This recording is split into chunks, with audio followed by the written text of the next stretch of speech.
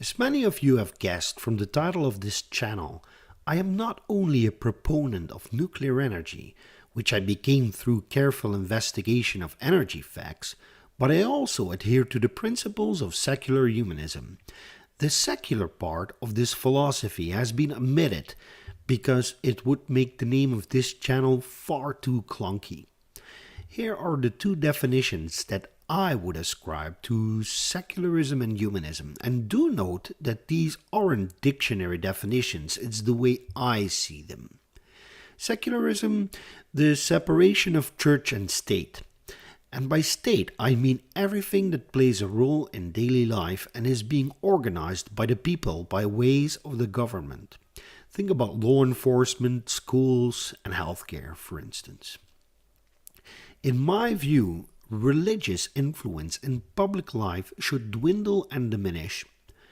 Humanism is doing good for goodness sake, not acknowledging nor seeking any supernatural agency, looking for answers about the natural world through science and reason, making sure we build a better world for all to minimize needless suffering and to maximize human flourishing. And I like to see the preservation and protection of the Earth's biosphere to be an integral part of it. A recent publication from the American Pew Research Center caught my eye. They have polled about 2,500 Americans from 50 states and concluded that they can identify, quote, sharp partisan divisions in views of national institutions, unquote. The thing that baffled me was the way people view the effect of colleges and universities on the way things are going in the country. Here's the diagram, and on the right hand side you can see the values attributed to colleges and universities. You can see that the majority of people who lean Democrat view college and university to have a positive influence, while those who lean Republican have a negative view by as much as 58%.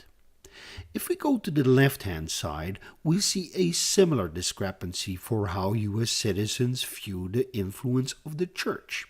However, both sides of the political spectrum score at least 50% for a positive influence. By the way, this doesn't mean that there is a correlation between the two. In fact, the high figures for a positive influence of the church for both Democratic and Republican-leaning people gives me confidence that it isn't necessarily the issue, even though I, as a secular humanist, would be inclined to seek correlation there. However, when we consider this next figure, we do see the classic juxtaposition between liberals and conservatives on all issues. I try to correlate, and I search for correlations between political alignment and intelligent design/creationism, for instance, but I ended up empty-handed. There's a lot to be said about these subjects, but I am afraid that they don't correlate with this sudden shift in zeitgeist, at least not directly. So what do the media have to say about this? You know, those who have a negative influence, according to 63% of those who were polled. And I do this because I cannot find a clear correlation in the research results myself. I find that there is a great deal of ambiguity here. First, we see the American Online Incorporated, and they quote, University of California, Berkeley, a university that served as the backdrop of fierce political protests to the Vietnam War in the 1960s, set the stage for such tension between the left and right earlier this year when the school was forced to evacuate former Breitbart editor Milo Yiannopoulos after protesters clashed with police in retaliation to his presence on campus for a speech. The Federalist says conservative-leaning voters don't just get angry at these events because they, like Charles Murray or Jim Webb, they may not be familiar with their work or political opinions. Rather, they are frustrated with a campus culture that quashes free speech, open discussion, and public discourse. They are impatient with the intolerant tolerance that demands only specific ideas or thoughts be expressed openly and all others be rejected. What is more, they sense a growing liberal bias that complements the progressive to the detriment or complete exclusion of the conservative. And we move on to I fucking love science. For some reason, having any kind of university degree makes someone far more moderate or left-leaning than their non-degree owning friends. This may be why Republicans are increasingly keen to disapprove of colleges as they see them as bastions of liberal thinking. Compared to Democrats, Republicans are clearly far more driven by partisan ideologies. Facts are less important to these voters as studies are increasingly revealing. The age of Trump, the rise of alternative facts, and a resurgence in science denial are only exacerbating things. Even though I'm not a big fan of this website, I do think that their second argument holds some water. I do not see a lot of Republicans and conservatives arguing that we need to do something against climate change, and it is universities which perform climate change science and fail to falsify the broad body of evidence which unifies into the analysis that the Earth is indeed warming up thanks to anthropogenic emissions, and that this will have negative impacts on our climate and everything which depends on it. Bloomberg says these findings come as protests and free speech debates have been roiling campuses nationwide over the past few years, sparking criticisms from Republicans in Congress and President Donald Trump, who earlier this year threatened to strip one university of its federal funding. Let's see what The Atlantic has to say, and do note that this is by far the most honest assessment. Conservative media has focused heavily on campus protests, free speech clashes, and debates over, for example, whether offering ethnic food in dining halls constitutes cultural appropriation. Multiple states have introduced legislation designed to protect unpopular speakers, taking up model legislation circulated by a think tank. The Atlantic has more to say. Still, I am skeptical that this explains all of the change. After all, to mix a metaphor, conservative leaders have used the ivory tower as a punching bag for decades, at least since William F. Buckley began using his famous quip about preferring government by the first 2,000 names in the Boston phone book to a regime of Harvard professors. A quip that dates itself by invoking phone books, but appears to date to the early 1960s. Campuses have also been battlegrounds for culture wars since then, and no acrimony today can match the battles at Berkeley or Kent State in the 1960s and the 1970s. Though it is true that conservative media is also far stronger now, unfortunately there's no great deal of corroborating evidence to draw on either.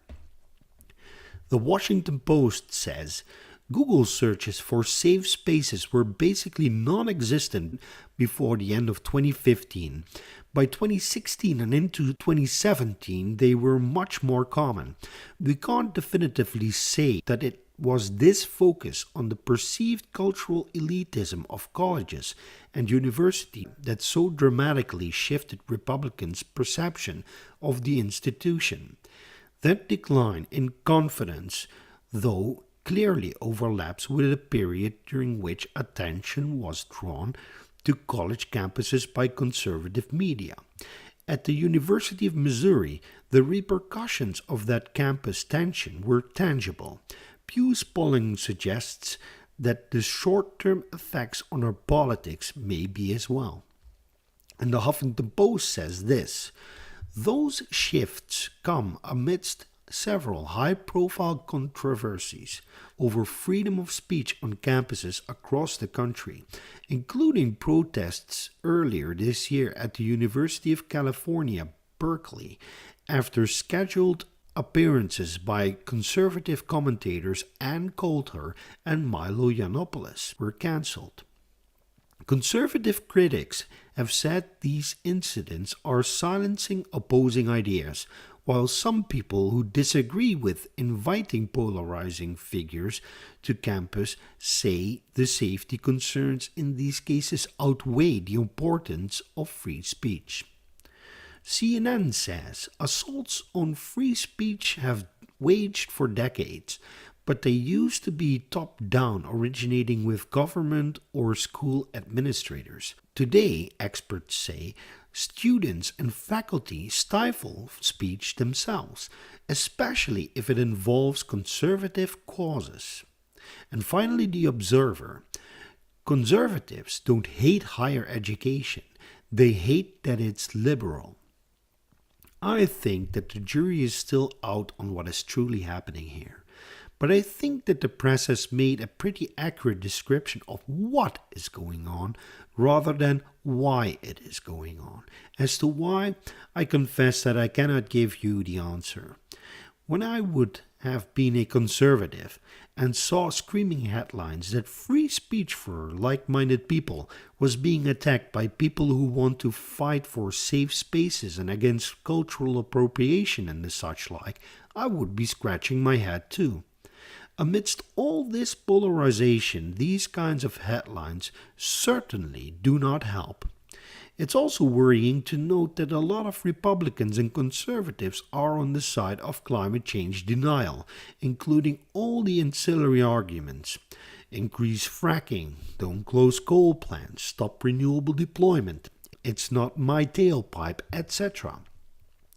And then there's the point which pains me, because according to another Pew poll, I am on the Republican side when nuclear power is concerned. That's what my previous video was all about, picking on my own. Most worrying in all of this is the conclusion by Brandon Busteed, a director at Gallup. As a result, Busteed warned, Republicans should increasingly choose to attend schools that are perceived as Republican, creating a cycle that will lead only to greater levels of polarization as conservatives and liberals segregate themselves from Americans with different political leanings. If this continues, getting consensus on issues will become increasingly more difficult, and this could lead to more indecision, stifled process, and regression. The people of the US will suffer the most from it, for essential legislation will be postponed or cancelled, and problems will remain unresolved. It's one of the reasons why I remain glum when energy is concerned. The ideological divide has split illogically, where Republicans are promoting practices which are detrimental to the climate, but at the same time advocate for nuclear energy, which is the most potent force against it. On the other hand, Democrats are promoting renewables, but fail to see that natural gas is required as offset generation, as no credible storage solution is available, let alone all the resource limitations I continuously like to talk about. All in all, science is our best bet at making things better for everyone. Science happens to start at college level and picks up speed in the universities where it can truly flourish. We need young people to be able to attend these institutions and contribute to the endeavor of science and reason. If we slow down, no one will become better of it. This concludes the business of the day. I hope you learned something from it or enjoyed it. If you do, please consider supporting me via Patreon, as it helps me take care of my family while thinking about these problems and making these thoughts available to you on this channel. Thank you for watching.